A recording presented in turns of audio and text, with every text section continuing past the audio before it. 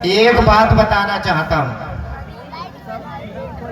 हिंदू हो या मुसलमान हो, कोई तो ऐसी शक्ति है जिस पर हम और आप विश्वास करते हैं, चाहे वो सैयद बाबा हो, चाहे वो खेरे वाली मंगला माता हो, चाहे वो बदायूं में छोटे सरकार हो, चाहे वो बड़े सरकार हो, चाहे वो बजीगंज के भोलेनाथ बाबा हो, या और भी जो भगवान है, देवी देवता हैं, पीर पैगंबर हैं, कोई तो ऐसी शक्ति है जिनके कारण हम और आप उनके अनुसरण करते हैं, उनका सजदा करते हैं, उनके मान सम्मान में खड़े होते हैं।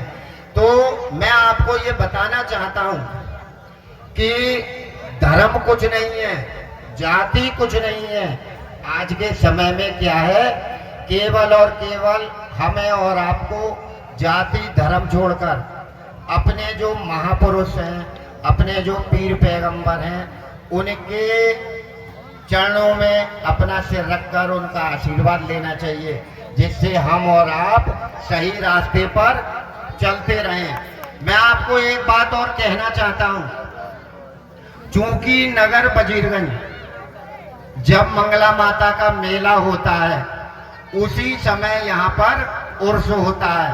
मंगला माता मेला पर बहुत मुस्लिम लोग मेला देखने जाते हैं, वहाँ पर मंगला माता के दर्शन करते हैं। और जब यहाँ उर्स होता है तो बहुत हिंदू भाई यहाँ पर आकर अपने सैयद बाबा के चरणों में, सैयद बाबा की मजार पर अपना सिर रखकर उनको चूमते हैं, उनके याद में उर्स में सम्मिलित होते हैं।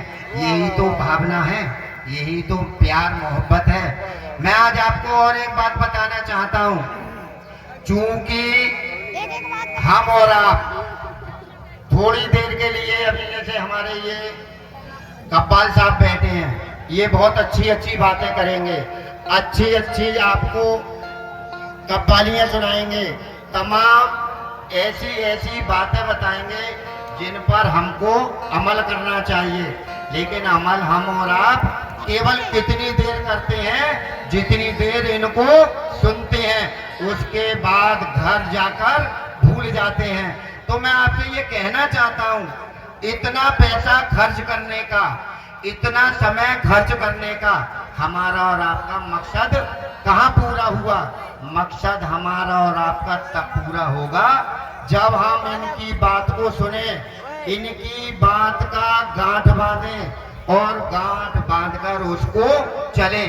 मैं आपको एक बात और बताना चाहता हूँ, मान लीजिए किसी के घर में शादी हुई, शादी होने के बाद बहू घर में आई, बहू घर में आने के बाद बच्चा हुआ, लड़का हुआ। जब वो बच्चा पैदा होता है और लड़के के रूप में पैदा होता है तो वो लड़का रोता है। उस समय ढोलक बजती है, मिठाई बंटती है। आप ये देखो, उस समय बच्चा रो रहा है और उसकी खुशी में मिठाई बट रही है। तो ये क्या है, अच्छी चीज तो हुई उस समय। उस समय हमने अच्छी चीज को समझते हुए मिठाई बांटी।